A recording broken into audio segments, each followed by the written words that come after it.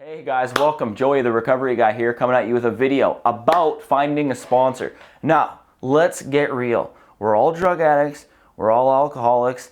A good 75% of us are shitty. So, amongst all these shitty people, you're gonna have to try and find the one person to save your life. And I'm gonna help make that easier for you guys. So a couple things you guys can do in order to find yourself a good sponsor. There's some questions you can ask people. First of all, you show up to the meeting, you get comfortable, you sit down. Mostly people hear people share, and if they like the share, then they approach the person after and ask them to be their sponsor. Now, you can't just pick any person. One of the most common pieces of advice you guys will hear is find someone who has what you want and ask them to be your sponsor. I mean, that's an okay piece of advice, but what if we're new and we're really sick and we just like flashy things? We're going to pick the sponsor with the most expensive clothes, the most expensive car, and the most high profile job. We're going to pick that person, and they might not always be a good sponsor. So if you guys actually want to find a sponsor to take you through the steps and not just buy you smokes, then you can ask them a few questions. One of these questions you can ask is, have you had a vital spiritual experience as a result of going through a course of action? Okay? If they say yes, it's going to be a really safe bet that they're probably going to be a good sponsor for you. Another question you can ask them is, what is the most important thing in your life? They should say something about it being a higher power or a relationship with a power greater than themselves. That's another thing you can ask them. You can also ask them how many sponsees they have, or if they've ever taken a person through the work before. If they say yes, I have taken people through the work before, there's another safe bet that you guys have a good sponsor. Sometimes they'll ask you questions, maybe not the other way around. I know some of you guys are probably new and you feel uncomfortable about approaching a stranger and basically interrogating them. So maybe we can reverse roles a little bit. There's things that they can say to you that can alert you guys to the fact that they may be a good sponsor. If they ask you straight off the bat, do you actually want to quit? Or if they ask you straight off the bat, are you going to waste my time? Then it's an indicator that they're serious and they don't want to waste their time on a sponsee that's not willing to go through the work. Another question they can ask you is, what are you willing to do? Now, if you're serious, you should say everything, and that's the answer that they're looking for.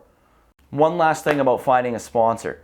If you try and book a time with him and he has to cancel on you or reschedule twice in a row at the beginning, you have to ditch him. The sad reality is it's our life on the line. The faster we get through the work, the faster we have protection from relapse and ultimately death. So if he doesn't have time for you, then don't waste your time on him.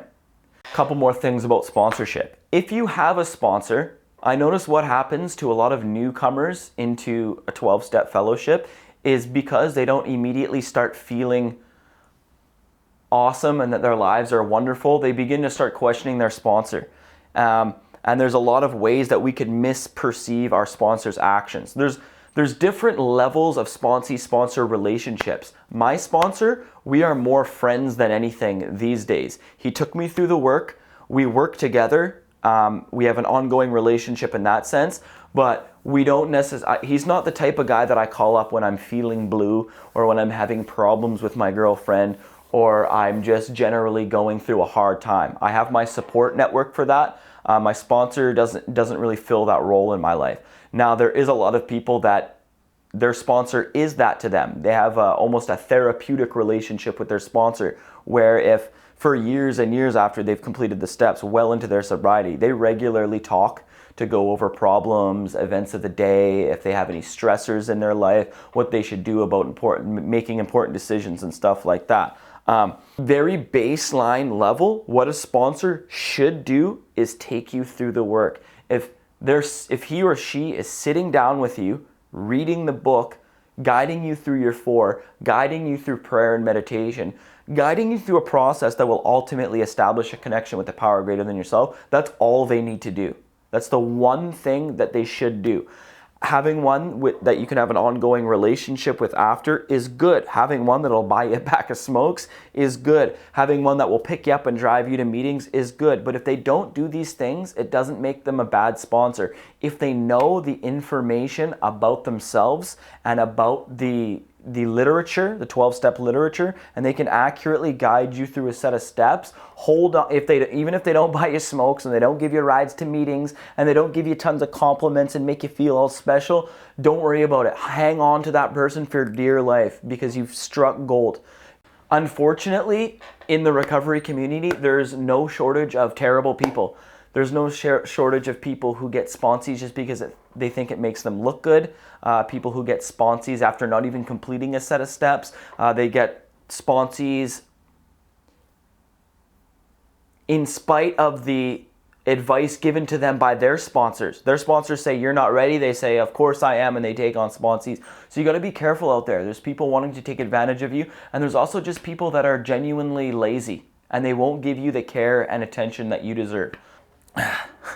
All right, guys, that's my video about sponsorship. I hope you found this enjoyable. I hope you guys found some tips that will help you find a good sponsor. Stay tuned for my next video. I have no idea what the fuck it's going to be about, but it's definitely going to be about recovery, and it's going to be awesome. So I'll see you then. Hit the subscribe button as well, please.